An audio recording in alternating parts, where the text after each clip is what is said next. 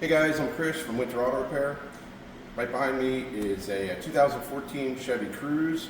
Came in because it had an air conditioning problem. Air conditioning wasn't working. We diagnosed it. The compressor was no good. Pressure switch had a weird fluctuating signal coming out of it. Customer said they wanted to get it fixed. And before I forget, I keep doing this wrong. Like us on Facebook, follow us on YouTube. Please subscribe to our YouTube channel. We had a brake video that went very viral, and I've been asked to do a lot more videos, so we're going to try and up that a little bit. So for today, this is a 2014 Chevy Cruze that we're going to be telling you about air conditioning.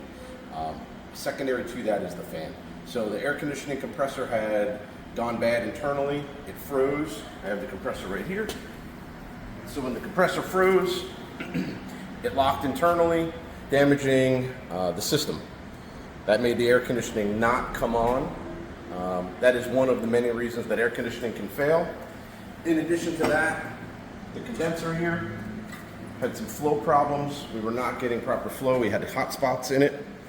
You can see here, it was starting to deteriorate at the fitting, had a little bit of a leak.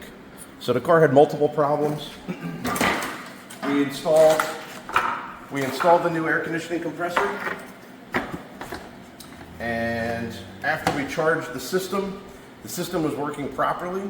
However, the fan was not coming on. So what actually caused this compressor to fail was the fan, the cooling fan for the engine. And in this particular car, this cooling fan cools not only the engine, but it also will cool off the condenser for the air conditioning, the condenser, the part that we just showed you over there. And when that fan comes on, it should run at a higher speed when it's just air conditioning, a lower speed when the engine gets up to operating temperature. This particular car, and I'm finding it's a common problem, was no fan at all, even when it was supposed to be on, and then all of a sudden it would kick real high and it would scream. You could actually hear the fan inside the car, and then it would be completely shut off. Then it would turn back on again, it would run real high, and then it would shut off. It was an intermittent fan. To me, that means the motor's okay because it's able to run. We had body control was commanding it to come on, but it wasn't doing what the body control was telling it to do. We went for the regular relay, which is in the fuse panel. The regular relay was fine. We ran all the wiring was fine. Turns out on this particular car, there's a secondary temperature control relay or thermostat built into the fan shroud.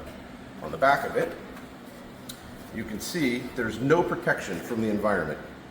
So in this particular case, this came apart. I'm going to take it loose here, and you can see where the weather has now rotted and deteriorated the inside of that. It was making an intermittent, and it had a high resistance, causing that fan to kick on, but the temperature on that condenser was so incredibly hot, it would shoot the fan up really high to try and cool that condenser off. This would overheat, and then it would actually turn back off again. Then it would cool back down, it would kick on because it was so hot, it would then overheat this part, and it would turn off again. So after doing a little bit of research, there are places online you can try and get just this piece. They're like 12 bucks on eBay. You can do your best to try and get one of those and wire it in. This particular car, it's hardwired to the motor. It's back of the motor for the fan. There's no plug. Normally this is a separate component, but Chevy decided to make it all as one assembly. So we went ahead and we bought a UAC brand new fan. We installed it with the new temperature control relay. That now the fan kicks on as soon as you turn on the air conditioning. It runs at a standard speed. It's not high, it's not low. You don't hear it. You should never really hear the fan in the car cooling it off. You wouldn't have if the car was brand new. The fan now runs at the normal speed.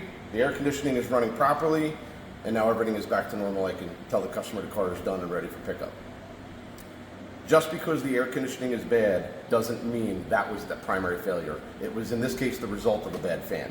So if we had just thrown an air conditioning compressor and a condenser in the car, it would have been great for probably a season. And then after a season of running as hot on and off, I would have had another failed compressor, and I would have had an upset customer. So going that extra step, like we do here at Winter Auto Repair, provided us with the actual problem, what caused that air conditioning to fail.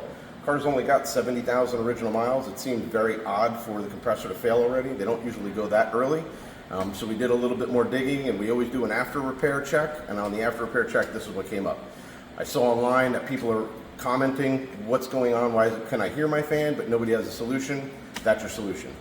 I'm not going to show you how to do the install. I saw a few videos on how to install a fan. I'm sure you could find one, but I want to tell you that if you have a fan that's coming on intermittently and it's just not cooling the car off properly, or you're having an issue with your air conditioning, it's something you're going to want to check out.